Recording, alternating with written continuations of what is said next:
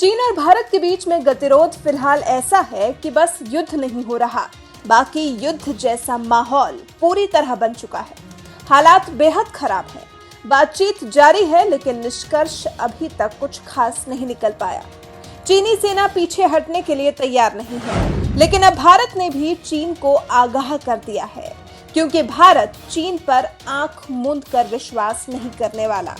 क्योंकि corona virus के प्रकोप के बाद जिस तरह से चीन का रुख पूरी दुनिया के सामने आया है, उससे कुछ अन्य देशों को छोड़कर लगभग सभी देशों का मानना है कि चीन दोगला है। उसके खाने के दांत और हैं और दिखाने के और। इसलिए अब भारत ने चीन से कहा है कि जब तक एलएसी के करीब आए उसके सैनिकों को नहीं हटाया जाता, तब तक भारतीय सेना भी 1 इंच पीछे नहीं हटेगी।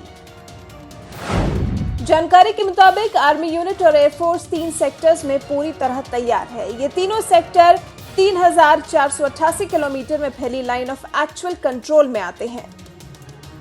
इसमें वेस्टर्न यानी कि लद्दाख, मिडिल यानी उत्तराखंड, हिमाचल, ईस्टर्न सिक्किम, अरुणाचल शामिल हैं। साथ ही साथ बातचीत और चीनी सैनिकों पर भारतीय सेना पूरी तरह से नजर बनाए हुए है। नजर इस बात पर भी है कि अब चीनी सैनिक नए इलाके पर अपना हक जताने की कोशिश न करने लगे। सूत्रों के हवाले से पता चला है कि सेना ने चीन को 2 टूक कहा है कि लद्दाख से अरुणाचल प्रदेश तक हमारे सैनिक ऐसे ही तैयार रहेंगे।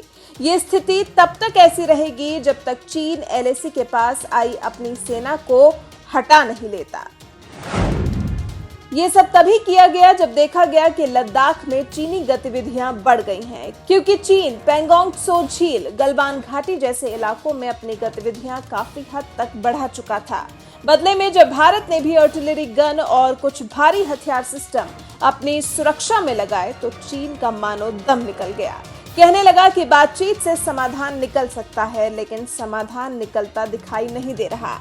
अब तय चीन को करना है कि वो अपने सैनिकों को पीछे हटाएगा या नहीं, क्योंकि उसके पास अब कोई दूसरा विकल्प शेष नहीं रह गया है।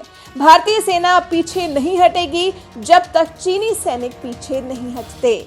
चीनी सैनिकों के हटते ही हम पीछे लौट जाएंगे, ये साफ लफ्जों में भारतीय सेना ने चीन को समझा दिया है।